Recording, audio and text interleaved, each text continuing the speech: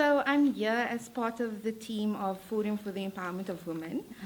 We've invited 9 champions throughout the country, and we call them our LBQ provincial champions, to create measures of empowering them, of giving them tools to also navigate the advocacy world, give them insight to legislative frameworks and constitutional protections, and hopefully arm them so that they can carry the mantle of LGBTQ rights in the context of South Africa. What we've been doing with these champions is also creating a mechanism of court reporting and monitoring of hate crimes, which is the foremost tasks that we've done. And so we've given them tools to how to report crimes, how to navigate the criminal justice system, and in addition to that, then how to also escalate these cases with the Department of Justice. We thought that we can't, as an organization, although few operates nationally, we can't always be there in every province. And so these key stakeholders, which are our 9 provincial champions, then act as a bridge to ensure that what is happening on the ground is reflected in terms of the statistics we have on hate crimes in the country. So the National Implementing Strategy is a document that was put together in 2023 and is supposed to be rolled out into 2027. In essence, this is the best practice mechanism for how to implement LGBTIQA plus rights. So not only is the document specific in terms of reactive means, but it's also in terms of preventative means, which we hardly see within LGBTIQA programming, right?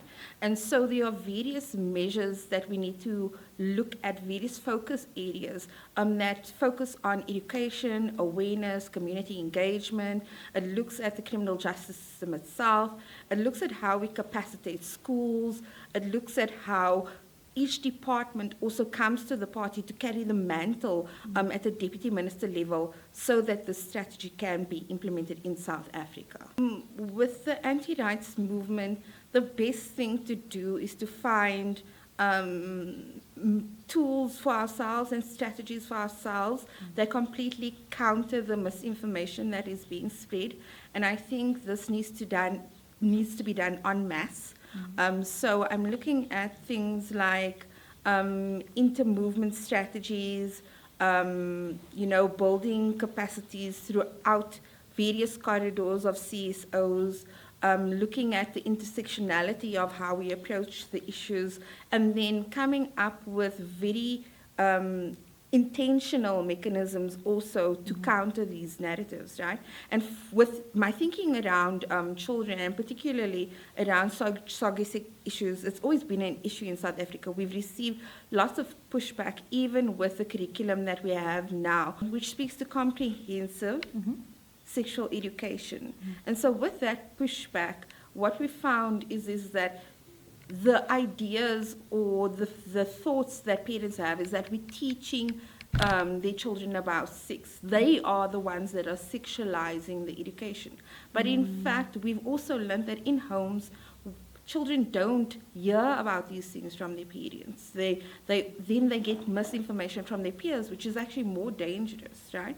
And so we need to look at strategies to also speak to how understanding diverse orientations, how understanding diverse gender identities and also sex characteristics also speak to the diversity of humankind and also the dignity of a person. Just because you want to stop access to information about it doesn't mean that it's not existent. And I think this is the thing about countering the erasure. We need very deliberate plans around awareness, around education, people that lobby governments, people that lobby private businesses, people that lobby people in government structures as well, so that they can be that buy-in to counter this misinformation. Yeah. So this is where I want to bring up cross-movement building again, Within the sector itself, I think we need to be cognizant, educated around the issues that affect every letter of the LGBTIQA plus communities. And I think where you can be an ally to someone that you don't identify with, it's the best way to carry the mantle as well. And so, for instance, for me as an LBQ woman, I've been intentional about looking at things like legal gender recognition and what that means in the South African context, and also looking at bodily autonomy and gender affirming healthcare. And so I think particularly within this project with Outright International, we are having dialogues that speak to kind of creating a symbiosis of information, of awareness, so that we can carry the mantle in each respective sphere together. And it's almost like signing an agreement to say, listen, we are going to rally for each other's rights. This is the time that we need allyship from each other within the movement. And I think that's the best way to create a united front more than anything else.